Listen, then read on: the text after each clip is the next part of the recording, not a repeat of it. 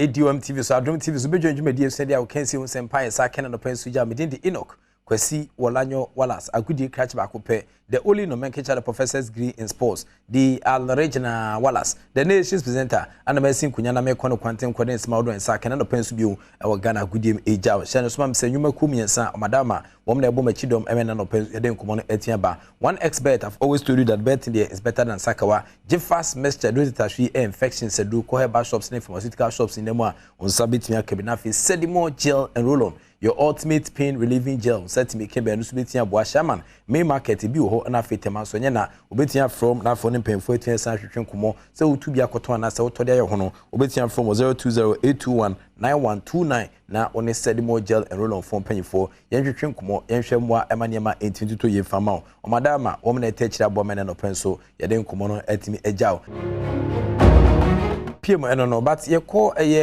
dem di for football omsu dwumadi a mudi amafo be kan na Central Ghana no na ye de taboa ato amputee football association omdwumadi a mudi so na eno momo kwan se omunyinam ensia kensi football mu me no ka say the world governing body for amputee football for chese taboa no na ban no omayi de fi Ghana amputee football activities so ntifi sabre ko de omadi dem no omo betimi asanto so etimi esiakan o my Ghana na sa dwumadi kese ni timi asanto dwamra om de extraordinary congress meeting time so April 29 2023 ana unanimous decision etimi PM om approve se Ghana fi sabre ko de dem before om betimi abobo Ghana fastest human 2023 de no atudwa na wotwe awie dwumade ni nyina ye de akogu menteme ho ase ene ntawantawa kakra baaye ena ano efa no amputee football ewo my Ghana munti enam so ena world governing body ede tabo de to omuso nti no munya kwan kosi akan ewo competition bia mu no ene yo mutira ye a ye isa asoni afiri omuso nti ne afiri wo koi akana ya amputee football team no akensie bia ebeto nsafra ye no ye beje pene agina mu ati oman nanim obekaye a sansem ye tudwa wabra extraordinary congress etudwa ewe pubusumi ni de toso adunu nkron no empenifo pagya oman Ghana nsase sabrei omo huson omo sanso mra magina mu se na be ya omotumi agina go pamaso asi omakan ne sansem Ghana yetiri ba be ye nyina ene gina president edema African Paralympic Committee and the Ghana Paralympic Committee eso ura Samson Dean oni ni team ene ekuche nsem de gu nkrata so a omo present ye esanso twe ho daawre anu nti na mpenifo gitu mu a nei Ghana amputee timi omanya omutira didim ene na afiri wo kwei akense bia omesi akan wo mu ni titire African Para Games ebepaso ewa African Games nase no omagina mu apagya oman Ghana franka no akonkonkon nti amputee football fi say abere kodi mpenfo chese bi kwan de to nom se kwan bia som so betimi agina masi akan yemedi ewie kra no dwumadi kese itime ba so ewali Mahama Sports to the Mukuma na se GMPC Ghana's fastest human omo first meeting na se competition itime san to dwa se dwumadi na nya asem ketwa kra hwese na hye nisi course na no memeda na ko ba sa branch de dini Barnabas agre ono so itime san chair bobre from University of Development Studies UDS and ono so ebe chair bobre from the Northern Zone okloko 10.13 seconds dwumadi itime san pima men seniors no with me edi nkunim outside racing na dwumadi no Jamaica ni de share na kenkan no tumi kabra ne edema Jamaica for a friend say Asafa Power odani 8 sanchira se koboa emaniama etimi etoyi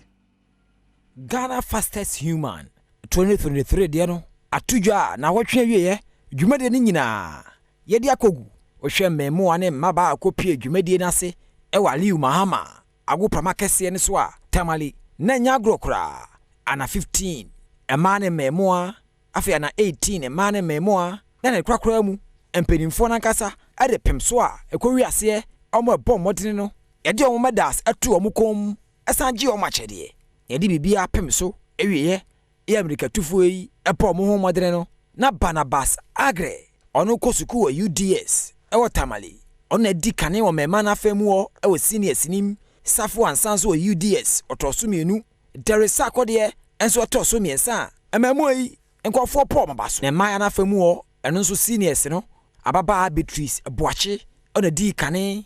Grace Adundra enso toso mienu a Felicia Wudi atoso miensa ewo sa contest nim ɛna Jamaica ni de hye ya na yiri ya Ghana ni Asafa Power papa yi ne sanse America de uti mu akote nti ɔkɔhwɛ America tufuo yi bi na ɔgya kasemu ɛde nsɛm kakra tujwa Ghana's fastest human 2023 no. I've seen a lot of talent here today. You know, I was very excited to really watch you guys just work towards it. You know, you have your own, you know, you're representing Ghana already, and you know, I'm sure he loves it, and he's going to be creating a lot more opportunities. So you too can create opportunities. So to stay focused and work hard, and you will get there one day. See, Asafa Power Jamaica ni de share America brand ya watu bi atwam no ana nei ono so ebe touch ma Ghana's fastest human jumadi edi kan mutime de tentam so e wale ma sports stadium no ya ma 1822 yi nyame adoma enkomo no ebetia sa to aso bi mba chen so ma se je fast best am de je fast do it ahwe no ana ebo achidom ana afin so 1xbet I've always told you that betting there is better than sakawa ni hia ne se obedi kan atwa ne befu na watin edi ne befu san se bet there utwa ne kuma bi edi ne kuma sa no manum ka kire busuafo ne namfo se nei awon kire ba unya kakra bi afa guso na emwa ema odeketwa ekwaje ekese sanso na Jeffas Mr. Dui Elbojuma Sedimo Gel and Room your ultimate pain relieving gel fisa bere kwade ya odi pain ana ote wo bidie ni ma fu pampas be pimo na se tu ase na boa ema ne ma 822 yo madama wo me na techire boa me na no penso ye dia wo kensi un sempa saka 8 jam de Enoch kwasi wolanyo walas agudi catch back open am ginemu and of course evidence based presentation it me jao rade entene ni ma onyo kese nfu bi ne da so ni na on fa nko me bi ne da so the act of being a good guest is to know to say goodbye.